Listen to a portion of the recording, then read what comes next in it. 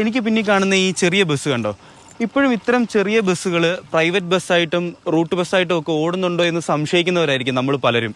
പക്ഷേ ഇടുക്കിക്കാരെ സംബന്ധിച്ചിട്ട് അല്ലെങ്കിൽ മലയോര മേഖലയിലെ തോട്ടം തൊഴിലാളികളെ സംബന്ധിച്ചിട്ട് ഇതൊരു പുതിയ കാഴ്ചയല്ല.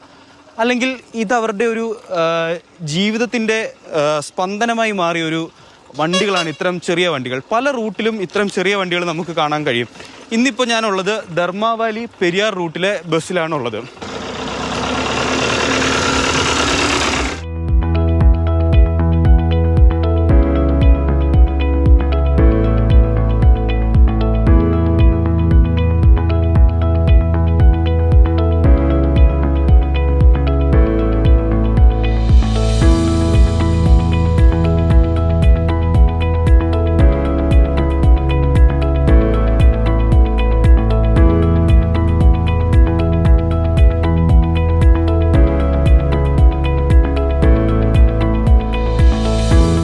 തേയിലക്കാട്ടിന് നടുവിലൂടെയുള്ള ഒരു മനോഹരമായ ഗ്രാമവണ്ടി യാത്രയായിരുന്നു എൻ്റെ ലക്ഷ്യം.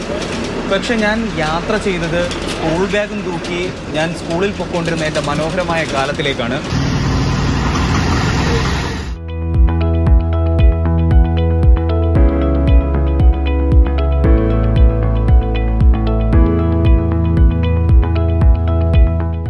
വിദ്യാർത്ഥികളെ കയറ്റാൻ പഠിക്കുന്ന പ്രൈവറ്റ് ബസ്സുകാർക്കിടയിലാണ് ഈ ഗ്രാമവണ്ടി വ്യത്യസ്തനാകുന്നത്. ഇതൊരു 5 മാസക്കാലമാണ് ഇവിടെ ഈ ഗ്രാമവണ്ടി ഓടാൻ തുടങ്ങിയിട്ട്. അതിനു മുമ്പൊക്കെ തന്നെ ഈ വിദ്യാർത്ഥികൾ സമാന്തര സംവിധാനങ്ങളാണ് ഉപയോഗിച്ചുകൊണ്ടിരുന്നത്.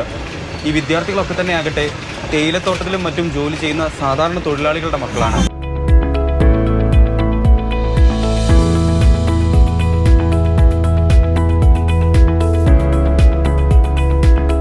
എൻ്റെ വീട് മുണ്ടക്കയമാണ്. ഞാനിവിടെ വഞ്ചിവേലി പഠിപ്പിക്കുന്നു. ഈ ബസ് എനിക്ക് വളരെ ഉപകാരമാണ്. ഈ ഒരു ബസ്സാണ് പ്രധാനമായും ഈ റൂട്ടിലൂടെ ഓടുന്നത്. വേറെ ബസ് മാർഗ്ഗങ്ങളൊന്നുമില്ല. വിദ്യാർത്ഥികളും ടീച്ചേഴ്സുമാണ് കൂടുതൽ ആശ്രയിക്കുന്നത്. ശരിക്കും പറഞ്ഞാൽ ധർമാവലി ഭാഗത്തേക്ക് ഞങ്ങൾ എപ്പോഴും ഓട്ടോ വിളിച്ചൊക്കെയാണ് പോകാറുള്ളത്. പക്ഷേ ഈ ഒരു ബസ്സുള്ളത് വളരെ ഒരു ഉപകാരമാണ് ഇപ്പം. അതുകൊണ്ടാണ് ഈ സമയത്ത് ഞങ്ങൾ നേരത്തെ, ഞാൻ കുമളിയാണ്, ഒരാൾ കറുപ്പുപാലമാണ്, അപ്പോൾ ഞങ്ങൾ നേരത്തെ എത്തി ഈ ബസ്സിന് പോകാൻ വേണ്ടിയിട്ട് വന്നത്. ഈ ബസ് ഒരു 6 മാസമായിട്ട് ഓടുന്നുണ്ട്. പെരിയാർ ധർമാവലിയാണ് ഓടുന്നത്. നമ്മുടെ കുരിശുമൂടി എന്ന മണ്ടലോട്ട് കയറിപ്പോകുന്ന വഴിയാണിത്. കൂടുതലായിട്ടും പിള്ളേരാണ് എന്നെ ആശ്രയിക്കുന്നത്. ഒരു തോട്ടം മേഖലയിലോട്ടാണ് ഈ വണ്ടി പോകുന്നത്. ഈ റൂട്ടിൽ വേറെ ബസ്സുകളൊന്നുമില്ല. ഈ റൂട്ടിൽ വേറെ ബസ്സുകളൊന്നുമില്ല. ഈ ഒരു വണ്ടിയുണ്ട്.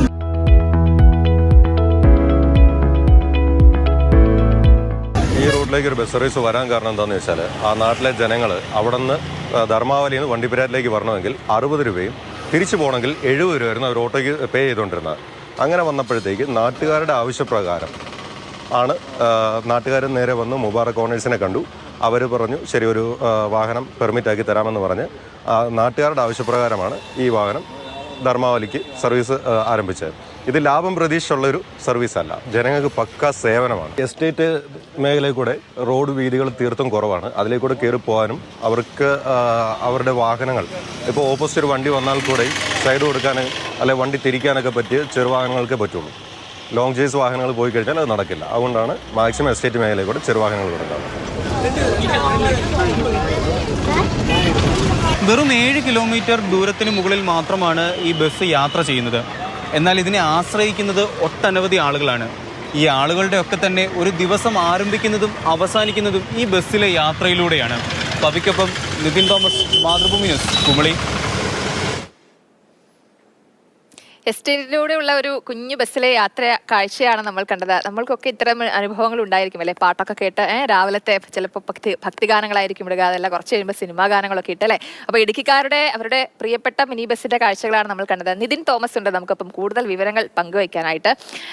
നിതിനെ, ഗുഡ് മോർണിംഗ്. നമ്മളൊക്കെ സ്കൂളിൽ പഠിക്കുന്ന സമയത്തൊക്കെ ഇങ്ങനെ ഒരു ബസ്സിന്റെ പിന്നാലെ ഓടിയിട്ടുണ്ട്. ചിലത് നിർത്തും, ചിലത് നിർത്തില്ല. പക്ഷേ ഇവിടെ കുട്ടികൾക്ക് മാത്രമായിട്ട്, അല്ലെങ്കിൽ രാവിലത്തെ സ്ഥിരം യാത്രക്കാരെന്ന് പറയുന്നത് കുട്ടികളാണ്. അവരൊരു സേവനമായിട്ടാണ് ഈ ബസ് യാത്രയെ നടത്തുന്നത് എന്നുള്ളതാണ് അവർ പറയുന്നത് അല്ലേ?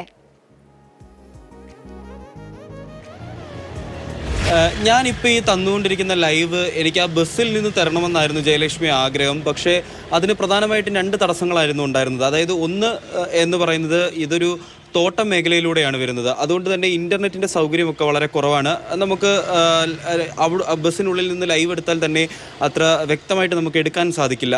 അതുപോലെ തന്നെ രണ്ടാമത്തെ ഒരു പ്രധാനപ്പെട്ട ഒരു കാര്യം എന്ന് പറയുന്നത്, അല്ലെങ്കിൽ ഒരു ചെറിയ തടസ്സം എന്ന് പറയുന്നത്, ആ ബസ്സിനുള്ളിലെ തിരക്കാണ്. നമ്മുടെ പ്രധാനപ്പെട്ട ഈ ബസ്സിനെ സംബന്ധിച്ചിട്ടുള്ള ഒരു പ്രധാനപ്പെട്ട കാര്യവും ആ തിരക്കാണ്. രാവിലെ 8 മണി സമയത്ത് ഈ അർണക്കൽ എസ്റ്റേറ്റിനുള്ളിൽ നിന്ന് എടുക്കുന്ന ഈ ബസ്സിലെ തിരക്കെന്ന് പറയുന്നത് നമ്മൾ ഉദ്ദേശിക്കുന്നതിനും അപ്പുറമാണ്. കാരണം ഇതൊരു കുഞ്ഞു ബസ്സാണ്.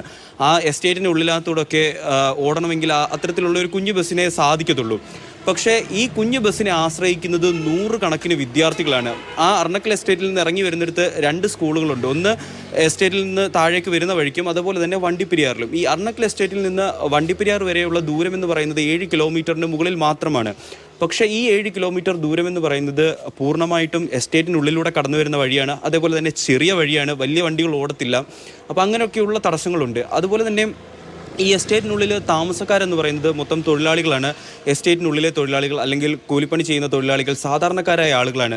ഇവരൊക്കെ തന്നെ ഈ ബസ്സിന് സമാന്തരമായിട്ട് ഓടിക്കൊണ്ടിരുന്ന സമാന്തര സർവീസുകൾ, ഓട്ടോ റിക്ഷ പോലെയുള്ള സമാന്തര സർവീസുകളെയാണ് ആശ്രയിച്ചിരുന്നത്. അവർ ഒരാൾക്ക് 60 രൂപ 70 രൂപയൊക്കെയാണ് ഈ 7 കിലോമീറ്റർ താഴേക്ക് ഇറങ്ങി വരുന്നതിന് ചാർജ് ചെയ്തുകൊണ്ടിരുന്നത്. അപ്പോൾ ഈ വിദ്യാർത്ഥികളെ സംബന്ധിച്ചിട്ട് നമ്മുടെ ഭാവി തലമുറയാണ്, അതായത് ഒരു രാജ്യത്തിൻ്റെ അല്ലെങ്കിൽ നമ്മുടെ നാടിൻ്റെയൊക്കെ ഭാവി നിശ്ചയിക്കുന്നത് ആ കുട്ടികളിലൂടെയാണ്. അപ്പോൾ ആ കുട്ടികൾക്ക് സൗകര്യപൂർണ്ണമായിട്ട് സ്കൂളിൽ പോവുക, അവരുടെ പഠനം നടത്തുക എന്ന് പറയുന്നതാണ് ഏതൊരു കാര്യത്തിനും പോലെ ഏറ്റവും പ്രധാനപ്പെട്ട ഒരു കാര്യമാണത്.